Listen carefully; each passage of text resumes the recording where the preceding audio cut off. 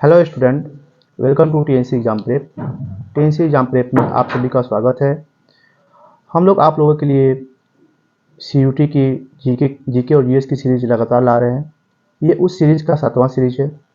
आज हम लोग जीके जीएस का पेपर डिस्कस करने जा रहे हैं, जिसमें कि ये पेपर हुआ है 2 जून 2023 को और ये शिफ्ट 1 का पेपर है। 2 जून 2023 को ये पेपर हुआ है और शिफ्ट 1 का ये पेपर है। चलते हैं पहले क्वेश्चन की ओर, देखते हैं।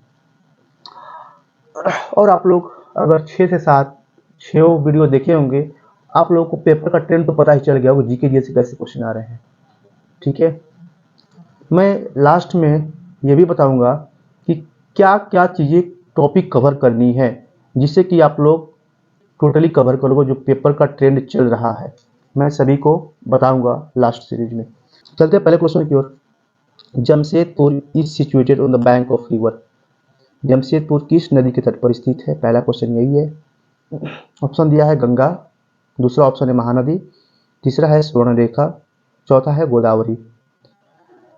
तो ये नदी, ये जो स्वर्णरेखा है ना, जो ऑप्शन होगा इसका क्या होगा? स्वर्णरेखा। पहले का क्या होगा? तीसरा। स्वर्णरेखा है ना, नदी के किनारे जमशेदपुर सिचुएटेड है। जमशेदपुर फेमस किस लिए हुआ?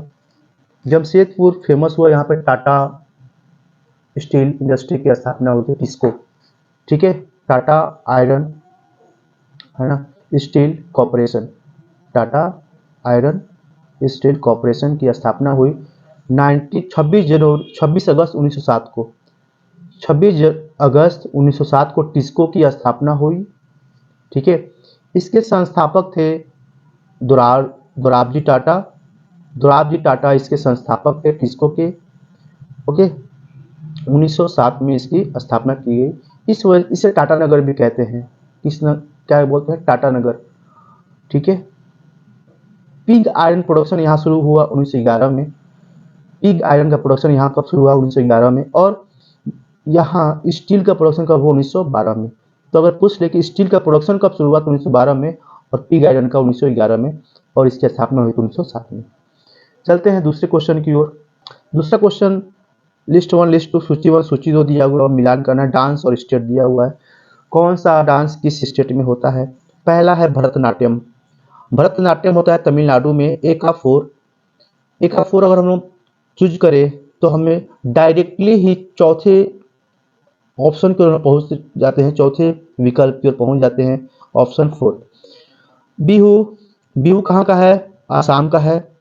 कथकली कहाँ का है? केरला का है। और कुचिपुड़ी आंध्र प्रदेश। कुचिपुड़ी कहाँ का है? आंध्र प्रदेश। ठीक है, तो ये याद रखना है। ठीक है, तो ऑप्शन नंबर 4, सेकेंड का 4। चलते हैं क्वेश्चन नंबर 3 की ओर। 23 January is to be celebrated as Parakram Diwas every year to honour service and indomitable spirit of. की सेवाओं और अदम्य भाव को प्रदर्शित करने के लिए हर साल 23 जनवरी को पराक्रम दिवस मनाया जाता है। ऑप्शन दिया हुआ है जवाहरलाल नेहरू, ऑप्शन सेकेंड दिया हुआ है नरेंद्र मोदी, ऑप्शन 3 दिया हुआ है सरदार भगत सिंह, ऑप्शन 4 दिया हुआ नेताजी सुभाष चंद्र बोस। तो हम लोग पराक्रम दिवस मनाते हैं नेताजी सुभाष चंद्र बोस के बर्थडे पर। ठीक है, तो option 4 is correct. Option 4 is correct. Question number 3 का आंसर क्या है? चौथा, नेताजी सुभाष चंद्र बोस। तो याद रखना है, नेताजी सुभाष चंद्र बोस के बर्थडे पर हम लोग मनाते हैं क्या? 23 जनवरी को पराक्रम दिवस।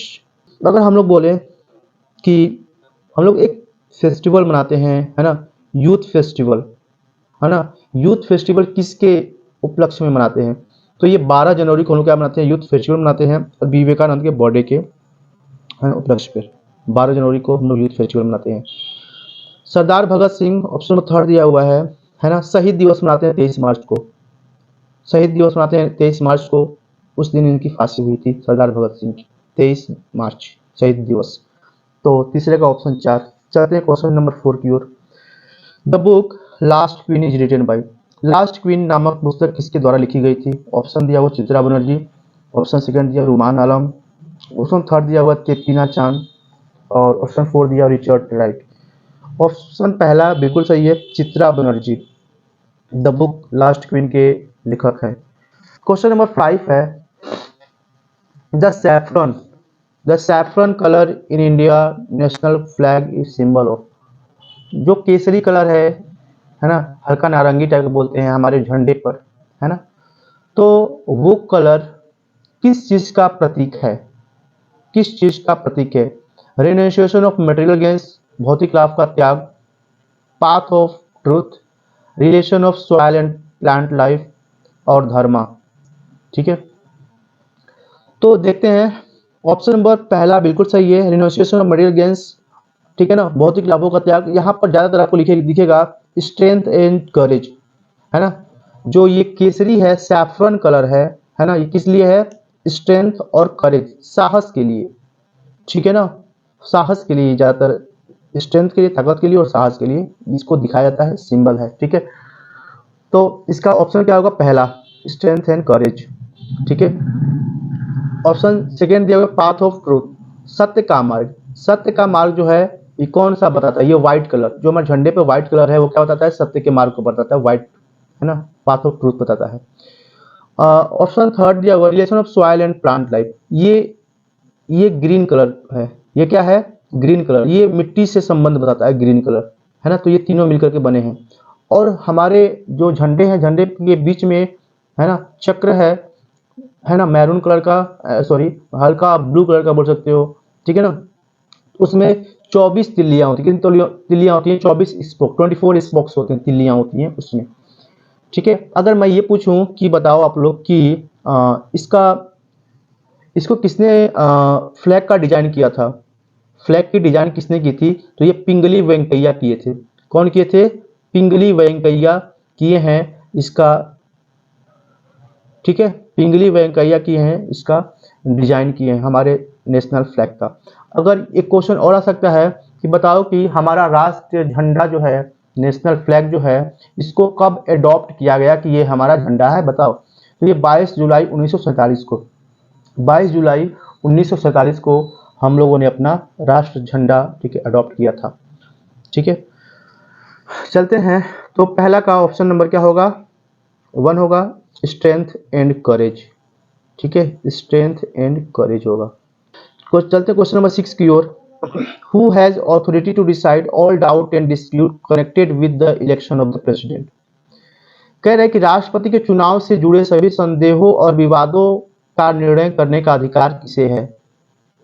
राष्ट्रपति के चुनाव से जुड़े सभी संदेहों और विवादों का निर्णय करने का अधिकार किसे है?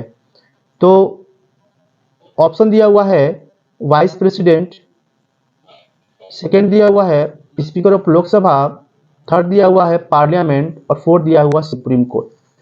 तो जो ये पावर है कि अगर वाइस प्रेसिडेंट, उपराष्ट्रपति या फिर राष्ट्रपति के इलेक्शन में किसी प्रकार का विवाद होता है, तो ये विवाद सुलझाने के लिए सुप्रीम कोर्ट के पास ये जाएगा। ठीक है, और ये किस आर्टिकल, किस अनुच्छेद के अंदर आता है? तो अनुच्छेद नंबर 71, आर्टिकल नंबर 71। तो आर्टिकल नंबर 71 में लिखा हुआ है कि किसी भी प्रकार का विवाद होता है ना, प्रेसिडेंट के इलेक्शन में, तो वो विवाद सुलझाएगा कौन? सुप्रीम कोर्ट, आर्टिकल नंबर 71 के तहत। चलते हैं क्वेश्चन नंबर 7 की ओर। 7 क्या कहता है देखते हैं। यहाँ भी सूची 1 सूची 2 दिया हुआ है, मिलान करना है, हमें मैच करना है। ऑप्शन ए दिया हुआ है और 2015 लिखा हुआ है। और ये पहले हम लोग इधर साइड पढ़ते हैं, है ना, प्रोग्राम पढ़ते हैं, उसके बाद हम लोग ईयर देखेंगे। तो पहला प्रोग्राम है national rural livelihood mission. National rural livelihood mission, ये कब शुरुआत हुई थी?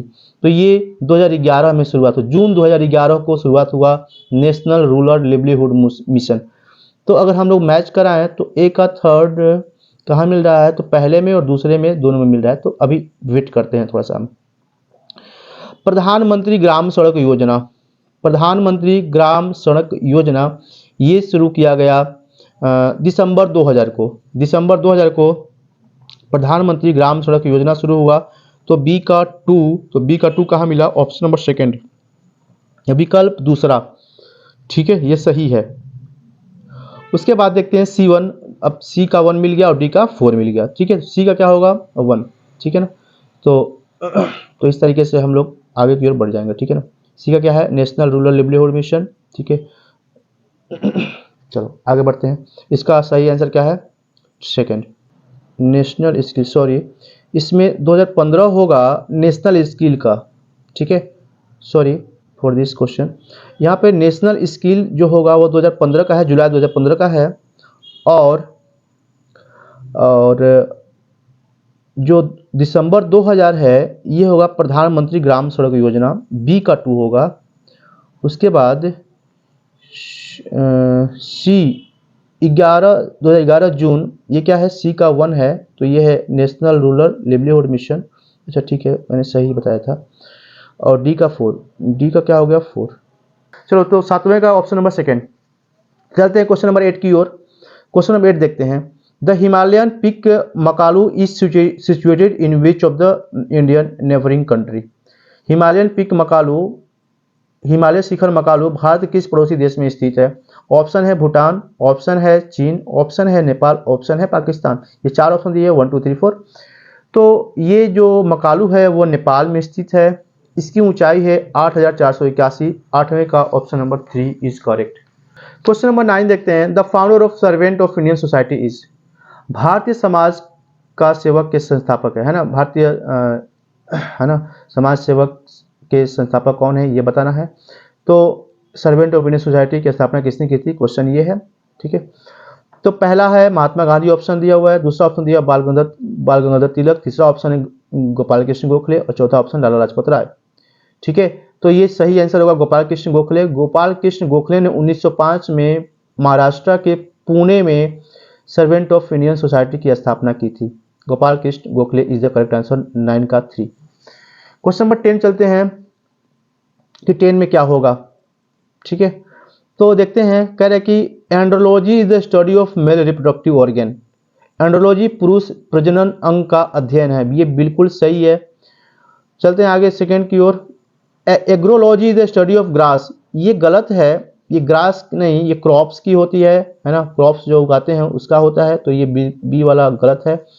सी चलते हैं। Angiology is the study of blood vascular system, है ना। सी में क्या कह रहा है कि एंगियोलॉजी जो है वो, एंजियोलॉजी जो है धमनियों और नसों सहित रक्त संवहनी प्रणाली का अध्ययन करता है, तो ये भी सही है। ठीक है, ऑप्शन डी देखते हैं।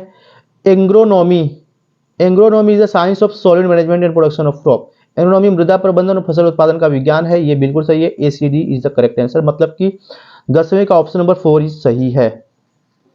चलते हैं क्वेश्चन नंबर 11 की ओर। 11 क्या कह रहा है, who wrote the book poverty and un-British rule in India.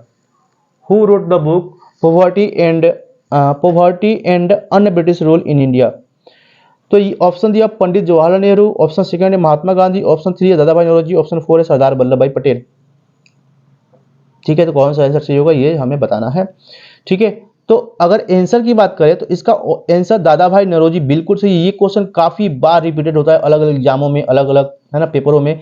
तो poverty and un-British rule in India पुस्तक के लेखक कौन है, दादा भाई नौरोजी। 11वें का ऑप्शन नंबर 3 बिल्कुल सही है। The discovery of India, the discovery of India नामक पुस्तक किसने लिखी है, तो ये लिखी है पंडित जवाहरलाल नेहरू।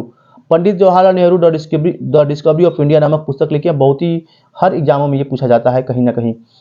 एक और बुक है महात्मा गांधी जी की, my experiment with truth, my experiment with truth. ये भी काफ़ी फेमस बुक है महात्मा गांधी की, है ना।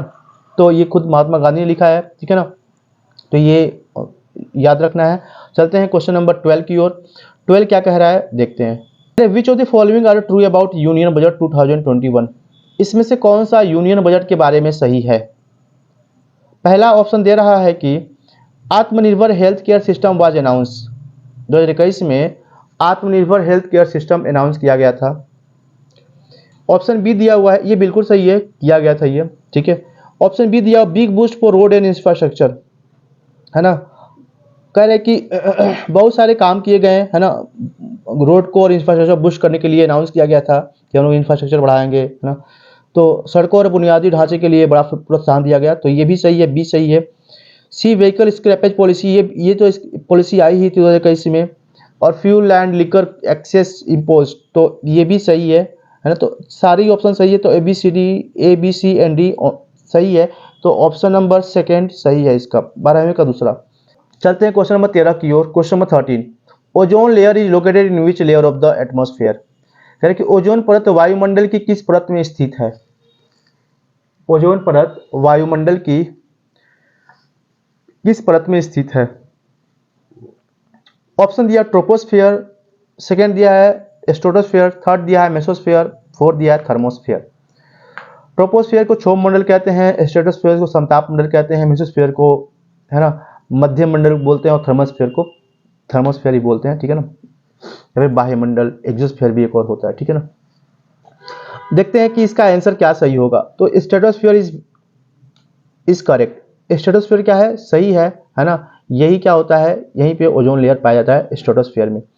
कभी कभी क्वेश्चन पूछा जाता है कि बताओ कि जो वायुयान है, जो एरोप्लेन है, वो किस मंडल में उड़ती हैं, है ना, वो किस मंडल में उड़ती हैं। तो ये स्ट्रेटोस्फीयर में उड़ती हैं। किस स्फीयर में, स्ट्रेटोस्फीयर में उड़ती हैं। ट्रोपोस्फीयर में नहीं उड़ती, क्योंकि सारी की सारी मौसमी घटनाएं ट्रोपोस्फीयर में ही होता है। सारी की सारी मौसमी घटनाएं, जितनी मौसमी घटनाएं होती हैं, बादल बनना, बारिश होना, ठीक है, तो ये सब कहाँ होता है, क्षोभ मंडल में, ट्रोपोस्फीयर में सारे काम होते हैं। तो इस मंडल में जहाज नहीं उड़ती हैं। जहाज के उड़ने के लिए सबसे अच्छा मंडल जो है वो समताप मंडल है, स्ट्रेटोस्फीयर है, ठीक है। रेडियो तरंगों की कभी बात करता है तो वो आयनोस्फीयर में होता है, ठीक है। चलते हैं आगे क्वेश्चन नंबर 14 की ओर। 13वां का दूसरा आंसर था। क्वेश्चन नंबर 14 चलते हैं। Territory known as Yanam Puducherry shares boundary with which state of India, ठीक है। जो कि यह क्षेत्र यानम पुडुचेरी के नाम जाना जाता है और इसी सीमाएं भारत के किस राज्य के साथ लगती है, ठीक है।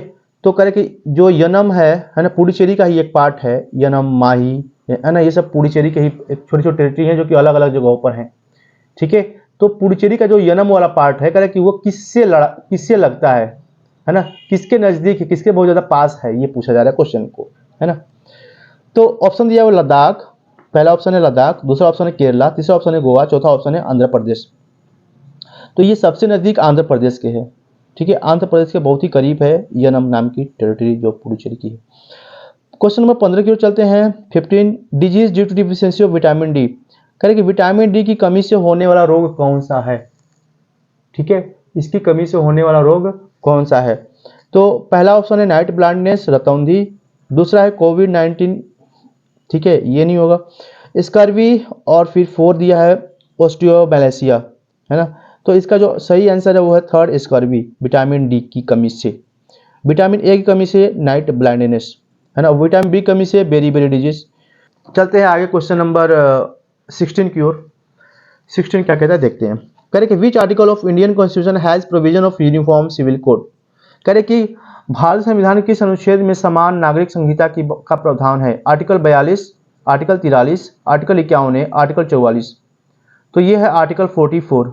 आर्टिकल नंबर 44 किस लिए है, यूनिफॉर्म सिविल कोड के लिए है, सामान्य नागरिक संहिता, है ना। अभी अभी काफी न्यूज में भी था, क्योंकि इसको लागू करने की बात की गई थी सरकार के द्वारा, ठीक है ना। बिल वगैरह पास करने की जा रही थी, तो इस वजह से काफी ये न्यूज में था। इस वजह से क्वेश्चन भी पूछा जा चुका है article 44 uniform civil code.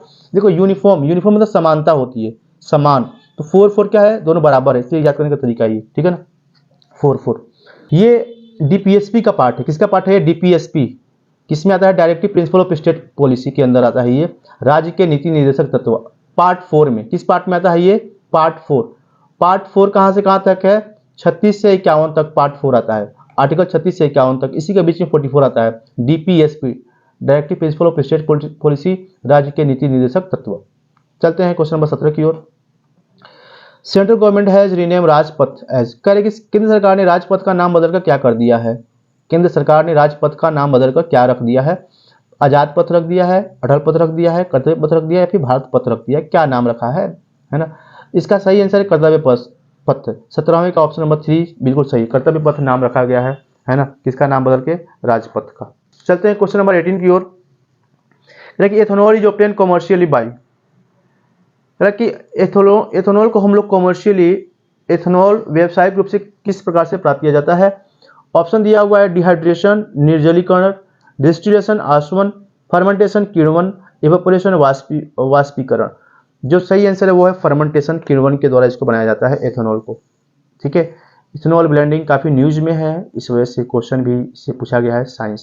Atomic energy programme in India was launched by, ये क्वेश्चन तो हर एक पेपर में पूछा जा रहा है। मैंने 6 पेपर उठा लो, 6 मेरा एक बार वीडियो आप लोग देख लो, एक बार देखने के बाद आप बताना ये क्वेश्चन आ रहा है कि नहीं आ रहा है। जो ये बार बार एपीजे अब्दुल कलाम, सीवी रमन, सतीश धवन, होमी जे भाभा, ये चारों ऑप्शन एक साथ आ रहे हैं, हर पेपर में आ रहे हैं। तो प्लीज़ आप लोग इसको अच्छे से एक बार देख लो, और कहीं ना कहीं हो सकता है कि अगले एग्जाम में भी इससे रिलेटेड कुछ क्वेश्चन आ जाए, तो काफ़ी फायदा हो जाएगा। ठीक है, तो चल देखते हैं क्वेश्चन 19 है, atomic energy programme in India was launched by, Bharat में परमाणु ऊर्जा कार्यक्रम की सराहना किसके द्वारा की गई? पहला ऑप्शन है CV Raman, doctor APJ Abdul Kalam, Satish Dhawan और होमी जे भाभा। ठीक है, तो ये किए थे होमी जे भाभा।